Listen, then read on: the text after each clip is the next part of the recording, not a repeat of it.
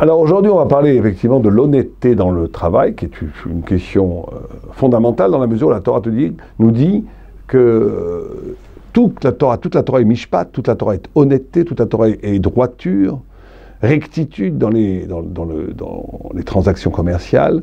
Et en plus, la première question que l'on pose après la mort, après 120 ans, la première question, et quand on comprend que c'est la première question, ça veut dire que c'est peut-être les couvés, c'est-à-dire que c'est la première question, et si on ne passe pas l'examen de la première question, c'est pas sûr que les autres questions vont nous aider. Et la première question, on va te dire, est-ce que tu as fait Maaseh Bemaatan Ve'emunah? Ça veut dire, est-ce que tu as fait des transactions commerciales en honnêteté? Et si la réponse est non, c'est qu'une catastrophe. Donc on voit véritablement que l'honnêteté dans le commerce, l'honnêteté dans les rapports fiduciaires, dans tout ce qui est transactions financières ou commerciales, elle est le socle, le aleph-bet, le alpha-beta de la vie d'un juif. Alors là où on va avoir un problème, c'est qu'effectivement, il y a la loi d'Israël et il y a la loi des nations. Et avant toute confusion, il y a une différence fondamentale entre la halakha et la loi goy. Et donc ça, il ne faut pas l'escamoter. Ça veut dire qu'effectivement, la halakha, la loi goy, la loi des nations, qui a toute sa valeur, hein, bien entendu, elle est fondamentalement là pour organiser le social, organiser le marché, organiser, canaliser et réguler l'économie et les liens entre les hommes, et c'est très très bien. C'est une dimension horizontale. La halakha est une dimension verticale, ça veut dire qu'elle a une dimension bien au-delà de l'aménagement social, commercial, économique d'une vie sociétale, de société. Elle est avant tout un acte qui te lie à Dieu. Et donc, il y a une chose fondamentalement différente. On va donner 2 ou 3 différences pour bien comprendre. Une première différence, c'est qu'il y a écrit dans la Torah, Charut ala luchot. La Gemara, le Talmud nous dit, ne lis pas Charut ala luchot, mais lis Cherut. Gravé sur les tables, ne lis pas gravé, mais lis liberté. Les lois sont la liberté. Et le Maharal de Prague nous dit que liberté, parce que la notion de liberté, c'est de vivre ton essence, vivre ta vie réelle, arriver au point de ce pourquoi tu as été créé, arriver à épanouir une dimension de soi-même qui de toute éternité attendait cet instant d'épanouissement. Or, la loi te permet cela. Donc, c'est ça une grande différence entre la loi juive et la loi non juive, c'est que la loi non juive est toujours une extériorité, elle est un environnement, elle est un cadre législatif qui est accepté, tout le monde comprend que sans cela, ça serait l'anarchie et la loi du plus fort, mais qui est une extériorité à moi. Je m'arrête au feu rouge, et je comprends l'importance de m'arrêter au feu rouge, parce que sinon je vais mettre en danger les autres, mais s'arrêter au feu rouge ne me donne en rien la révélation d'une partie de moi-même.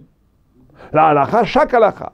C'est pour ça qu'il y a 613 commandements, qui sont eux-mêmes divisibles, chacun selon certaines interprétations, en 613 à l'infini, qui sont presque à l'infini, qui correspondent à 365 jours le temps, ou à 365 nerfs du corps, et 248 membres du corps. Comme s'il y avait une atama, une synergie, une harmonie entre la loi et le corps, entre la loi et la vie, entre la loi et l'essence de ce que je suis. Quand je fais une mitzvah, je libère en moi une dimension métaphysique, spirituelle, poétique, qui n'aurait jamais pu apparaître sans la loi. C'est pas du tout comme les chrétiens ont compris les lois, la mitzvah, les halachot, comme un joug, comme le joug de la loi, ils n'ont rien compris. C'est l'esprit non juif qui comprend ça comme ça. Les mitzvot sont des échelles de lumière qui m'envoient vers la transcendance, qui me relient à Dieu, qui me relient à l'infini, mais qui en même temps, par ce lien même, réveillent en moi toute une dimension extraordinaire qui aurait été fermée sans cette loi. Donc effectivement, il y a une différence énorme entre la loi juive et la loi non juive. Maintenant, le point commun entre ces deux organisations de la loi, il y en a 3. Et c'est très important de ne pas l'oublier, parce que la grande tentation, le grand Yetzer Hara, le grand piège, c'est que quelqu'un pourrait dire, mais moi je vis dans la loi métaphysique divine qui m'affranchit complètement de la loi des nations, de la loi élémentaire d'honnêteté, Dieu préserve. On pourrait penser comme ça. On pourrait penser que la Torah étant une loi de la révélation divine qui est tellement haute qu'elle me rend patour, qu'elle me rend dispensé de la bonne conscience bourgeoise, d'être honnête comme un bourgeois protestant, et que je n'ai rien. Ce n'est pas pour moi, c'est pour des personnes qui n'ont pas été gratifiées de la grande révélation divine. C'est une pensée tordue de penser comme ça, pour plusieurs raisons. D'abord parce que les maîtres du Moussar, nos sages, nous ont dit il existe ce qu'on appelle le 5e Shulchan Aruch. C'est-à-dire être un mensch, être un homme. Être un homme, ça veut dire des choses qui ne sont pas forcément écrites, mais qu'on ne fait pas. Être honnête, c'est le B à bas, et on va l'expliquer pourquoi, de l'humanité.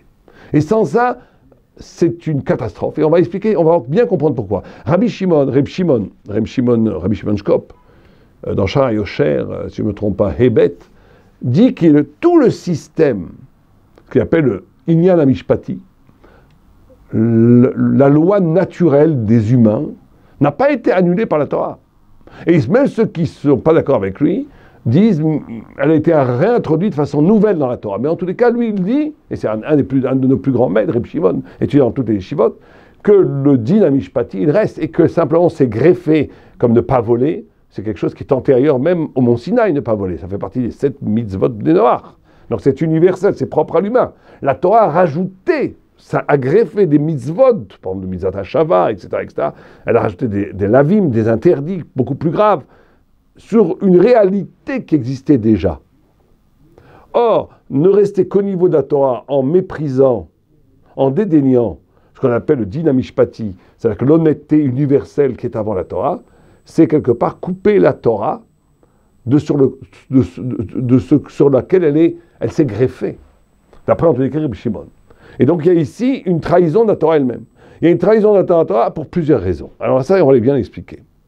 Il y a une première raison qui est très importante, c'est que le Réa, un Rishon très important, dit que l'honnêteté est proportionnelle au kavod. Alors qu'est-ce que ça veut dire? À l'honneur. Et donc il y a une dimension avant tout individuelle. Individuelle, ça veut dire on va dire, il dit le Réa que si quelqu'un vit sans honneur, il mourrait. L'honneur, on va dire que c'est l'estime de soi. L'estime de soi non pas comme orgueil, mais l'estime de soi comme mission, comme intrigue, comme obligation d'être haut, comme l'obligation qu'on se fait à soi-même des choses que je ne peux pas faire. Pourquoi? Parce que ça détruirait ma colonne vertébrale de mon élection, de ce pourquoi je suis un mensch et je suis un juif. Et donc, quelqu'un qui se permettrait de ne pas être honnête, alors on précise d'abord très très simplement, je pense que vous l'avez entendu ailleurs, 3 points fondamentaux dans l'honnêteté commerciale. 1, voler est interdit, et la halacha est que Gezel Akum Assur Midoraita, comme Rabbi Akiva, la halacha est comme ça, même si certaines vues, comme le Rama et d'autres, pensent que c'est des Rabbanan, c'est pas moins important que d'Oraïta. Personne ne va manger du poulet avec du lait. Hein. Cuire du poulet avec du lait et le manger, ce n'est qu'un interdit rabbinique. Et pour ça, personne ne le fera parce que c'est absolument interdit. Eh bien, voler un non-juif, premier point, c'est à première vue, en tous les cas pour le Mechaber et pour le Tosfot et pour la plupart des vues, un issour de la Torah. Et si ce n'est pas un, c'est un issour des rabbins, les rabbanim, les grands initiés talmudiques, il y a déjà 3000 ans, 2500 ans, ont interdit de voler qui que ce soit. Et même si ce n'est pas d'Oraïta, c'est très grave. Ça, c'est le premier point. Deuxième point très important, c'est que ce n'est pas simplement le vol physique qui est interdit avec un juif ou non-juif, ça ne change pas. C'est ce qu'on appelle Gnevat Das qui est interdit. Ça veut dire de tromper quelqu'un. Par exemple, de vendre un cheval en disant en le peignant, comme on voit dans Lucky Luke. On peint le cheval en se disant qu'il est en pleine forme alors qu'il n'est pas en pleine forme. C'est un interdit absolu. Je vends une voiture qui a 100 000 km en disant qu'elle a 50 000, c'est un interdit absolu. Je suis dans un rapport commercial avec quelqu'un et je lui explique que c'est formidable quand je sais que c'est pas formidable, c'est interdit. C'est un issour de la Torah. C'est Gnevat Dat. Gnevat Dat s'applique aussi bien à un juif qu'à un non-juif. Et troisièmement, il y a une notion, on en parlera, de Chilul Hashem. Chilul Hashem, ça veut dire que le peuple juif étant le peuple élu, qui représente le peuple en qui Dieu a mis sa confiance, dès qu'un juif se comporte de façon pas honnête, c'est pas simplement un problème de malhonnêteté, c'est un problème de profanation du nom de Dieu. donc d'une gravité extraordinaire, puisque le Chilul Hashem, comme tout le monde le sait, est la seule faute qui n'est pas pardonnable ici-bas. Elle n'est pardonnable qu'avec la mort. Même les pires des crimes peuvent être pardonnés avec Teshuvah, Yom Kippour et quelques souffrances. Le Chilul Hashem ne peut pas être pardonné, même avec les plus grandes souffrances, même avec la Teshuvah, avec tous les Yom Kippour du monde. Il faut mourir pour enlever la tâche, la profanation du nom divin. Et donc ces trois éléments-là doivent nous faire presque tressaillir face à la possibilité, Chas v'Shalom, Dieu préserve, de faire un acte d'immoralité. Et donc je reprends. Il y a trois dimensions très différentes, mais qui se rejoignent. Première dimension, elle est personnelle. Même si personne ne saura jamais que j'ai volé, même si personne ne saura jamais que j'ai baratiné afin de tromper un non-juif ou un juif pour lui vendre quelque chose qui était moins bon que ce que je lui ai présenté, par rapport à moi, je ne peux pas me regarder dans le miroir de la même façon. Et donc c'est la notion de kavod, de honneur que le Ré apporte. Et donc un homme qui a une colonne vertébrale, est une colonne vertébrale morale, éthique et spirituelle, ne peut pas. C'est quelque chose qu'il ne peut pas faire. C'est un mensch, il ne peut pas le faire. Deuxièmement, c'est au-delà de l'honnêteté, de la bonne conscience, c'est une notion de l'universel. C'est-à-dire que le socle de Mishpatim, le socle du Choshen Mishpat, toutes les lois thoraïques, se greffent à une première loi évidente, universelle, qui est ce qu'on appelle le din mishpati, qui est universel, et de séparer la Torah. Les deux, c'est de falsifier la Torah elle-même. Et troisième niveau, qui est un niveau de la Torah elle-même, qui est encore peut-être plus grave, beaucoup plus grave, c'est que si on se permet de tricher, sous prétexte que la personne serait non-juive ou pas pratiquante, ou juive pas pratiquante, etc., on est en train de tomber dans ce qu'on appelle, ce que j'appellerais moi, une détérioration, une profanation de la Torah elle-même, au sens où on transforme la spiritualité en quelque chose de tribal. C'est devenu la petite tribu. Les lois entre nous, dans certaines, je veux pas dire, certaines personnes font comme ça, ils appliquent les lois entre eux, et tous ceux qui ne sont pas qu'entre eux, ils les méprisent, ils les tuent, ils les violent, ils s'en fichent, et du moment que, si tu t'es converti à leur religion, tout va bien, c'est une horreur. La Torah est née la pierre angulaire du monde. Et donc, elle ramasse, et elle couvre, elle irradie, et elle donne le sens à l'univers tout entier. Quand quelqu'un réduit cette immense parole de Dieu, qui est la vérité ontologique de chaque chose en chaque place, et la réduit à une petite culture tribale de mon petit peuple, et entre juifs, je vais être gentil, mais avec les autres, je vais être rendre, Dieu préserve. Qu'est-ce qu'il fait en vérité? Au-delà de la malhonnêteté, au-delà de l'infraction flagrante de la halakha, de la loi juive, au-delà de cela, il réduit la Torah à une petite culture populaire de son petit peuple. Il rend la Torah profane. Il rend la Torah une question de culture locale du petit peuple juif. C'est pas ça la Torah. La Torah, c'est pas la religion du peuple juif. La Torah, c'est la vérité en soi. La vérité en soi, Isakla Boraïta Bebarait Alma, la Torah a été créée avant le monde entier est basé sur la Torah. Chaque lettre de la Torah, chaque voyelle de la Torah correspond à une réalité dans le monde.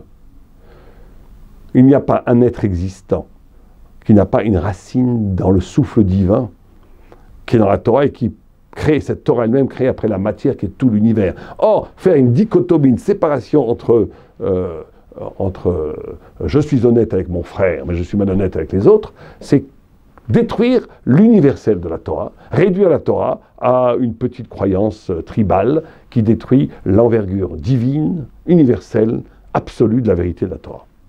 Et donc ces trois dimensions, l'estime de soi, l'universel et la profanation, de la Torah et du nom de Dieu rend quelque chose, bien sûr, absolument terrible de voir certaines personnes qui se comportent des kippotes, et qui, d'un autre côté, se comportent comme des sauvages dans le business. Et c'est vrai qu'il y a un autre élément très important, très important, c'est que la Torah n'est pas, comme tout le monde le sait, une mystique. La Torah se vérifie dans l'existence. Quelqu'un qui étudierait la Torah toute la journée et qui n'est pas capable de sourire à sa femme quand il rentre chez lui. Quelqu'un qui prierait comme un tzaddik, en transe, mais qui n'est pas capable de voir le pauvre qui a faim. Quelqu'un qui étudierait les lois et qui connaîtrait un petit peu la dialectique talmudique, mais qui mépriserait les humains. C'est quelqu'un qui n'a pas fait le lien entre la vie, l'existence et le sens. Or, le propre de la Torah, c'est de faire le lien entre l'infini et le fini. Le propre de la Torah, c'est que ce que j'ai compris dans la fulgurance de l'intelligence de l'étude de la Torah, ce que j'ai compris dans l'intuition prophétique que chaque Talmid Chacham a vraiment, je suis capable de l'installer dans la réalité, dans l'existence. Le lien entre l'existence et le sens est la pierre angulaire de la Torah. Or, comment quelqu'un qui est innervé de Torah peut se permettre, dans la vie réelle, de faire quelque chose de tordu? Ça ne va pas ensemble. Ça veut dire que sa compréhension, elle n'est pas une vraie compréhension. Ça veut dire que sa Torah n'est pas une vraie Torah. Ça veut dire que sa vie n'est pas une vraie vie. Ça veut dire qu'il est en train de dévoyer la vérité elle-même. Et donc, il est évident que la teshuva, le retour, c'est un teshuva de dire pour ça, pourquoi? Pour se sentir malin, pour gagner un peu d'argent et tout ça. C'est une horreur. Mais en réalité, peut-être, et je finirai avec ça, le plus important, serait lié à un principe très simple qui est dit par la Gemara. Une fois, un non-juif est venu voir Hillel, alors il était voir Shammai avant, il s'est fait envoyer balader parce qu'il a dit « dites-moi la Torah en une phrase ». Alors Hillel a pris le Hama, a pris la règle, il a voulu le frapper, il a dit « va-t'en d'ici, tu méprises la Torah en demandant de résumer la Torah en une phrase, ça n'existe pas ». Et donc lui il s'est sauvé. Bon, il arrive chez Hillel, Hillel était connu pour sa mansuétude. Il lui dit « c'est très simple, ne fais pas à l'autre ce que tu n'aimerais pas qu'on te fasse ». Quel est cet autre? Rashi, Tosfot, il y en a qui disent c'est Dieu, il y en a qui disent c'est lui, l'autre, ton prochain, mais en tous les cas c'est ton prochain pour les vues, pour toutes les vues, ça peut être aussi Dieu. Mais ne fais pas à Dieu ou ne fais pas à ton prochain ce que tu n'aimerais pas qu'on te fasse, c'est tout. C'est ça la notion d'honnêteté. L'honnêteté, c'est l'empathie, c'est de couper avec l'égotisme et l'égoïsme. L'égotisme et l'égoïsme, c'est la racine du mal. Le mal, c'est de se poser comme un absolu face à Dieu. Or, on ne peut pas se poser comme un absolu face à Dieu, parce qu'il n'y a que Dieu qui est absolu. Et donc, face à l'absolu divin, sois capable de penser non pas dans ta petite tête égoïste, mais sois capable de penser, est-ce que ce que je fais à l'autre, j'aimerais qu'on me le fasse? Regardez la grandeur de cette page de la Gemara. La Gemara n'est pas rentrée dans la béatitude facile de dire aime ton prochain comme toi-même. Bon, bien sûr que c'est important, c'est écrit, c'est un passage de la Torah. Mais il aurait pu être compris par ce non-juif et même par toute personne qui n'a pas assez étudié en profondeur le pasouk comme une sorte de quelque chose de bienfaisant, facile, aime ton prochain, l'amour. Non, on te dit non, pratique, réel, vérité, responsabilité, engagement. Ne fais pas à l'autre. Tu dois l'aimer plus tard, tu vas essayer de l'aimer plus tard. Mais avant de l'aimer, avant le positif, sois capable de te prémunir du négatif. Ne fais pas à l'autre ce que tu n'aimerais pas qu'on te fasse. Et quand tu fais ça, tu es dans la droiture. Parce qu'à chaque instant, tu penses, non pas de façon égoïste, plutôt tu utilises ton égoïsme, tu utilises ton selfish, tu utilises ton autonomie, ton égotisme, j'aimerais pas qu'on me fasse ça, et tu l'élargis à l'autre. Tu dis, mais si moi j'aimerais pas qu'on me fasse ça, je peux pas le faire à l'autre. Et donc tu deviens l'autre, et l'autre devient toi, et là tu es dans un vrai témoignage de Torah. Et c'est la base de tout. C'est la base de tout. Et c'est Mida Keneged Mida. C'est toujours Mida Keneged Mida. J'avais un de mes rabbanim, Alav Shalom, Zecher Tzadik Lebracha, Zimmerman, qui disait toujours, il y a beaucoup de Hanaga d'Hachem, il y a beaucoup de façons dont Dieu se déplace dans le monde. Mais il y en a une qui est absolument évidente, qu'on voit toujours, prégnante. C'est Mida Keneged Mida, mesure contre mesure. Quand quelqu'un est joyeux avec les autres, il est gentil avec les autres, la vie est gentille avec lui. Quand quelqu'un est méchant avec les autres, la vie est méchante avec lui. Quand quelqu'un est radin avec les autres, la vie est radine avec lui. Quand quelqu'un est généreux avec les autres, la vie est généreuse avec lui. Quand quelqu'un est droit et honnête dans son travail, dans ses pratiques commerciales, la vie va s'ouvrir des horizons droits comme des flèches, des brachot. Quand quelqu'un est tordu comme ça, qui commence à dire pour gagner quelques sous, et ben ça, il ne se rend pas compte qu'il n'a pas roulé les autres. Il s'est enroulé lui-même. Il s'est roulé lui-même. Il s'est mis autour de lui des cercles, des barrières de fer qui empêchent les bénédictions de l'atteindre. Mida Keneged Mida. Amé Binyavin, à bon entendeur, salut.